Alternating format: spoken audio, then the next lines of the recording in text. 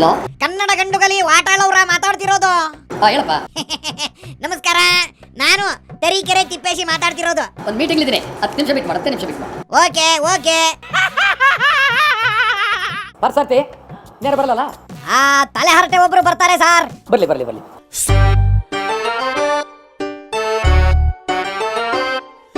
ಯಾರು ಬರ್ತಾರಂದ್ರಿ? ಇನ್ನು ಯಾರು ಬರ್ತಾರೆ?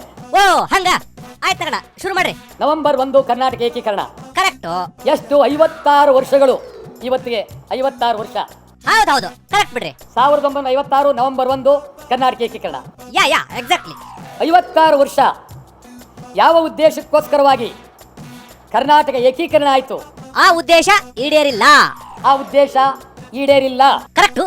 ಮತ್ತೇನು ಆಗ್ಲಿಲ್ಲ? ಇನ್ನು ಉತ್ತರ ಕರ್ನಾಟಕದ ಸಮಗ್ರ ಅಭಿವೃದ್ಧಿ ಆಗ್ಲಿಲ್ಲ. ಹೌದ್ ಬಿಡ್ರಿ, ಅಲ್ಲಿ ಜನ ಬಸ್ ಇಲ್ಲದನ ಕತ್ತಿ ಮೇಲೆ ಓಡಾಡ್ತಾರೆ. ಇನ್ನು ಹೈದರಾಬಾದ್ ಕರ್ನಾಟಕ ಅಭಿವೃದ್ಧಿ ಆಗ್ಲಿಲ್ಲ. Absolutely right. ಕೊಡಗು ಕರ್ನಾಟಕದ ಕಾಶ್ಮೀರ ಬೆಳವಣಿಗೆ ಆಗ್ಲಿಲ್ಲ. ಚಾಮರಾಜನಗರಕ್ಕೆ ಮುಖ್ಯಮಂತ್ರಿಗಳು ಬರಲೇ ಇಲ್ಲ. ಚಾಮರಾಜನಗರಕ್ಕೆ ಬಂದ್ರೆ ಕುರ್ಚಿ ಡಮಾರ್ ಆಗುತ್ತಂತ ಬಂದಿಲ್ಲ ಬಿಡ್ರಿ ಅವರು. ಗಡಿನಾಡಿನ ಸಂಬಂಧ ನಂಜುಂಡಪ್ಪ ವರದಿ ಸಮಗ್ರ ಜಾರಿಯಾಗಲಿಲ್ಲ. ಅದು ಇನ್ನು 1 ಶತಮಾನ ಕಳೆದ್ರು ಜಾರಿ ಆಗಲ್ ಬಿಡ್ರಿ. ಅಂದಾಗೆ ಈ ಬೆಳಗಾವಿ ಸುವರ್ಣಸೌಧ ಆಗಿದ್ದು ಯಾಕಂತ? ಸುವರ್ಣಸೌಧ ಆದದ್ದು ಬೆಳಗಾವಿ ಅಭಿವೃದ್ಧಿಗಾಗಿ. ಓಕೆ, ಮತ್ತ MAS ನವರ ಗೂಂಡಾಗಿರಿ ತಡೆಯೋದಕ್ಕೆ, ಮತ್ತ ಶಿವಸೇನೆಯವರ ಪುಂಡಾಟಿಕೆ ತಡೆಯೋದಕ್ಕೆ ಅಲ್ಲಿ ಸೌಧ ಆಯ್ತೆ ಹೊರತು 2 ಕರ್ನಾಟಕಕ್ಕಲ್ಲ. ಹೌದ್ ಬಿಡ್ರಿ, ನಿಮ್ಮ ಮಾತು ಕರೆಕ್ಟ್. ಮತ್ತೆ ಈ ಕತ್ತೆಯವರು ಉಮೇಶ್ ಕತ್ತಿ ಅಂತವರು ಬೇಜವಾಬ್ದಾರಿಯಿಂದ ಮಾತಾಡ್ತಕ್ಕಂಥದ್ದು ಅತ್ಯಂತ ಹುಚ್ಚರ ಸಂತೆ. ಏನಂದ್ರಿ? ಅತ್ಯಂತ ಹುಚ್ಚರ ಸಂತೆ. ಓಹೋ, ಮತ್ತೆ ಶೆಟ್ರು ಯಾಕೆ ಸುಮ್ಮನದಾರಂತ? ಜಗದೀಶ್ ಶೆಟ್ಟರ್ ಬಹಳ ಅಲಿಗಿನಲ್ಲಿದ್ದಾರೆ. ಅವರ ಸಚಿವ ಸಂಪುಟದ ಸದಸ್ಯರು ನಾಲಿಗೆ ಭದ್ರ ಇಲ್ಲದೆ ಮಾತಾಡ್ತಾ ಇದ್ದಾರೆ. ಇದನ್ನೆಲ್ಲ ನೋಡಿ ನಿಮ್ಗೆ ಏನ್ ಅನಿಸುತ್ತೆ? ಇದೆಲ್ಲ ನೋಡಿದ್ರೆ ಇದು ಸಚಿವ ಸಂಪುಟವೇ ಅಥವಾ ಹುಚ್ಚ ಆಸ್ಪತ್ರೆ ಅನ್ನತಕ್ಕಂಥ ಪರಿಸ್ಥಿತಿ ನಿರ್ಮಾಣ ಆಗಿದೆ. ಬಾರಿ ಕರೆಕ್ಟ್ ಹೇಳಿದ್ರಿ. ಆ ದೃಷ್ಟಿಯಿಂದ ನೀವೇನ್ ಮಾಡ್ತೀರಿ? ಆ ದೃಷ್ಟಿಯಿಂದ ನಾವು ನವೆಂಬರ್ 1ನೇ ತಾರೀಕಿನಿಂದ ಇಡೀ ವರ್ಷ ನವ ಕರ್ನಾಟಕ ನಿರ್ಮಾಣಕ್ಕಾಗಿ, ನಂಜುಂಡಪ್ಪ ವರದಿ ಜಾರಿಗಾಗಿ, ಉತ್ತರ ಕರ್ನಾಟಕ ಅಭಿವೃದ್ಧಿಗಾಗಿ, ಹೈದರಾಬಾದ್ ಕರ್ನಾಟಕ ಬೆಳವಣಿಗೆಗಾಗಿ ಹಂತ ಹಂತವಾಗಿ ಹೋರಾಟ ಮಾಡ್ತೇವೆ. ಓಕೆರಪ್ಪ, ನಿಮ್ಮ ಹೋರಾಟಕ್ಕೆ ನಮ್ಮ ಬೆಂಬಲ ಇದೆ. ಸರಿ, ಇವಾಗ ಸ್ವಲ್ಪ ಪಾಲಿಟಿಕ್ಸ್ ಬಗ್ಗೆ ಮಾತಾಡೋಣ. ಸರಿ ಹೇಳ್ರಿ. ಇವಾಗ ಈ ಮುಂದಿನ ಚುನಾವಣೆಯಲ್ಲಿ ಒಂದು ನಾನಾ ರೀತಿಯ ಚಿಂತನೆಗಳು, ಪಕ್ಷಗಳು ಬರ್ತಾ ಇವೆ. ಹೌದ್ ಬಿಡ್ರಿ, ಮತ್ತೆ ನಿಮ್ದೇನ್ ಕತೆ? ನಾನಂತೂ ತಮಗೆ ಗೊತ್ತಿದೆ, ನಾಡಿನ ಜನ ಹೌದ್ ಸುಮಾರು 50 ವರ್ಷಗಳ ಕಾಲ ಪಕ್ಷಾಂತರ ಆಗದೆ, ವಾವ್, ಯಾವ ಅಧಿಕಾರದ ಆಸೆ ಹೋಗದೆ ಶಬಾಷ್, ತಪಸ್ಸನ್ನು ಮಾಡಿದ್ದೇನೆ. ಏನ್ ಮಾಡಿದ್ರಿ? ತಪಸ್ಸನ್ನು ಮಾಡಿದ್ದೇನೆ. ಸರಿ, ಹೆಂಗ್ ಮಾಡಿದ್ರಿ? 50 ವರ್ಷಗಳ ಕಾಲ ವಿಶ್ವಾಮಿತ್ರನ ರೀತಿಯಲ್ಲಿ ತಪಸ್ಸನ್ನು ಮಾಡಿದ್ದೇನೆ. ಡೆಪ್ಟಿ ಮಿನಿಸ್ಟರ್ ಮಾಡ್ತೀವಿ ಅಂದಾಗ ನಾನು ಹೋಗಿದ್ರೆ 2 ಸಾರಿ ಮುಖ್ಯಮಂತ್ರಿ ಆಗ್ಬೋದಾಗಿತ್ತು. ಎಂತ ಚಾನ್ಸ್ ಮಿಸ್ ಆಯ್ತಲ್ರಿ.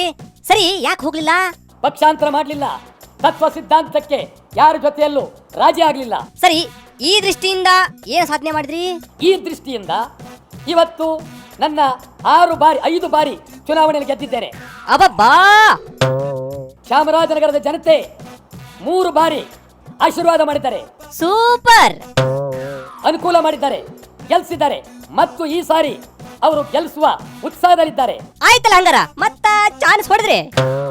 ಈ ನಾಡಿಗಾಗಿ, ನಾಡಿನ ಕಲ್ಯಾಣಕ್ಕಾಗಿ, ಶಾಸನಸಭೆಯ ಆಸ್ತಿಗಾಗಿ ವಾಟಾಳರ್ ಗೆಲ್ಲಿಸ್ತಕ್ಕಂಥ ಉದ್ದೇಶ ಅಲ್ಲಿನ ಜನರಿಗೆ, ಚಾಮರಾಜನಗರದ ಜನರಿಗೆ ಅತ್ಯಂತ ಪ್ರೀತಿ ವಿಶ್ವಾಸ ಅವರಿಗಿದೆ.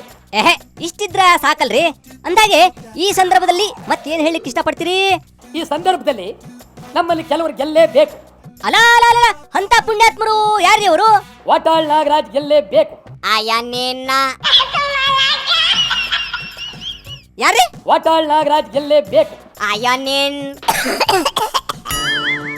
ಅಲ್ರಿ, ನೀವ ಯಾಕೆ ಗೆಲ್ಲಬೇಕು? ಸ್ವಲ್ಪ ಡೀಟೇಲ್ ಹೇಳ್ರಿ. ನಾವು ಪ್ರಾಮಾಣಿಕವಾಗಿ, ಎಷ್ಟು ಗಂಭೀರವಾಗಿ ಕೆಲಸ ಮಾಡಿದ್ದೇವೆ. ಓ ಹಂಗ. ಸರಿ, ನೀವೇನು ಸಾಧನೆ ಮಾಡಿದ್ರಿ? ನಾನು 1 ದಿನ ಶಾಸನ ಸಭೆಗೆ ಗೈರಾಜಾಗಿಲ್ಲ. ವಾವ್, ಗ್ರೇಟ್ ಅಲ್ರಿ. ಸರಿಪ್ಪ, ಈ ದೃಷ್ಟಿಯಿಂದ ಯಾರೇನ್ ಮಾಡ್ಬೇಕು? ಈ ದೃಷ್ಟಿಯಿಂದ ರಾಷ್ಟ್ರೀಯ ಪಕ್ಷಗಳು ನಮ್ಮ ಈ ಅಭ್ಯರ್ಥಿಗಳ ಮೇಲೆ ಬೇರೆ ಅಭ್ಯರ್ಥಿಗಳನ್ನು ಹಾಕದೆ ಇವರು ಸುಲಭವಾಗಿ ಗೆದ್ದು ಶಾಸನ ಸಭೆಯ ಆಸ್ತಿ ಆಗೋದಕ್ಕೆ, ರಾಜ್ಯದ ಕಲ್ಯಾಣಕ್ಕೆ ನೀವೆಲ್ಲರೂ ಸಹಕಾರ ಮಾಡಬೇಕು ಅಂತೀರಿ ಒತ್ತಾಯ. ಓ ಹಂಗ, ಬಹಳ ಒಳ್ಳೇದಾಯ್ತು. ಮತ್ತೆ ಆಗ್ತಡ, ಇದೇ ಖುಷಿಗೆ ಹೊಡಿರಿ ಹಾಲ್ಗಿ.